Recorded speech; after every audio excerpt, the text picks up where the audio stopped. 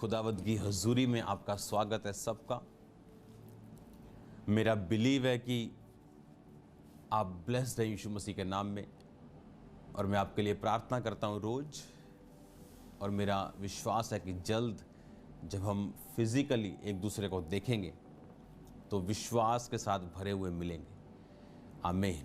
आज जो वर्ड मैं आपको देने वाला हूँ, सर्व द लॉर्ड, कि अपने परमेश्वर की सेवा करो। और किसको परमेश्वर ने ये वचन दिया, याद रखो, आपकी लाइफ में जो भी ब्लेसिंग्स आनी वो वर्ड के द्वारा आनी। बिना वर्ड के आप कोई भी ब्लेसिंग अपने जीवन में आप उतरता हुआ नहीं देख सकते। लिखा, कुछ भी वचन के बिना उत्पन्न ना हुआ। जितनी देखी वस्तुएं तुम देखते हो उनमें से कोई भी वचन के बिना उत्पन्न ना हुई। तो आज भी वही रूल है कि आपकी लाइफ में सब देखी वस्तुएं जो आप चाहते हैं वो हीलिंग हो सकती है, वो ब्लेसिंग हो सकती है। किसी का पापों को त्याग कर अपने उसी शरीर से खुदावंद की सेवा करना हो सकता है। ये सब ब्लेसिंग्स आज भी उसी वर्ड के द्वारा ही पैदा होती हैं। इसीलिए बाइबल कहती, जब पतरस ने सारी रात मेहनत की और कुछ भी हासिल नहीं किया, और जब वर्ड परमेश्वर ने दिया कि गहरे में ले चल, तो यीशु मसीह मछुआरे नहीं थे, पतरस मछुआरा था बचपन से, और उस समय उसकी उम्र 45 के करीब थी।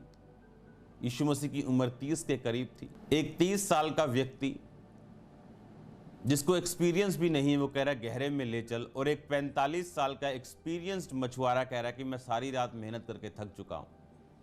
लेकिन बाइबल कहती, यीशु मसीह के कहने पर जब जाल डाले गए तो इतनी मछलियां आई कि अपने साथियों को बुलाना पड़ा। उनकी नावें भी इतनी भरने लगी कि उन्हें देखकर अचंभा हुआ, और उन्होंने यीशु मसीह को फॉलो करना शुरू किया। हर एक ब्लेसिंग वर्ड के द्वारा आपकी लाइफ में उतरती है। हम अपनी लाइफ में उसे उतरता हुआ देखते हैं, अपनी लाइफ में आता हुआ देखते हैं। हर एक ब्लेसिंग वर्ड के द्वारा ही आपकी लाइफ में आती। तो आज जब ये वर्ड आप सुन रहे हैं, मेरा आपको ये सलाह है कि सब कुछ बंद करके, अपने आसपास की सब डिस्ट्रैक्शंस को खत्म करके, अपने बच्चों को भी काबू में रख के अब आपने ये वचन सुनना है, क्योंकि यही वो वर्ड है जिसके कारण आज मैं यहाँ हूँ और खुदावंद की सेवा कर रहा हूँ। अपने डिप्रेशन से, अपने दुष्ट आत्माओं से, पागलपन से, अपनी बीमारियों से आज़ाद होकर एक ब्लेस्ड टेस्टिमनी लेके, खुदावंद से एक बड़ी गवाही लेके मैं खड़ा हूँ। याद रखो, मैं आपसे कह रहा हूँ, सर्व द लॉर्ड, कि अपने खुदावंद की सेवा करो।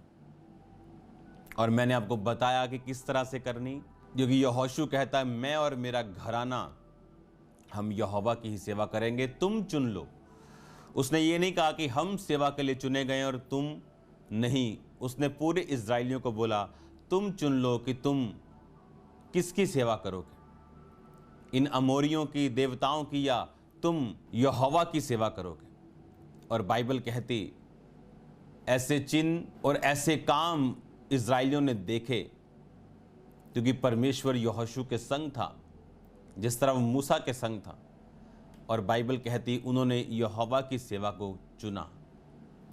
परमेश्वर की सेवा आपके लिए लाइफ इंश्योरेंस है। हिजकिय्याह नबी ने जब बीमार होने पर प्रार्थना की तो परमेश्वर ने कहा, मैंने तेरी प्रार्थना सुनी और तेरे आंसू देखे।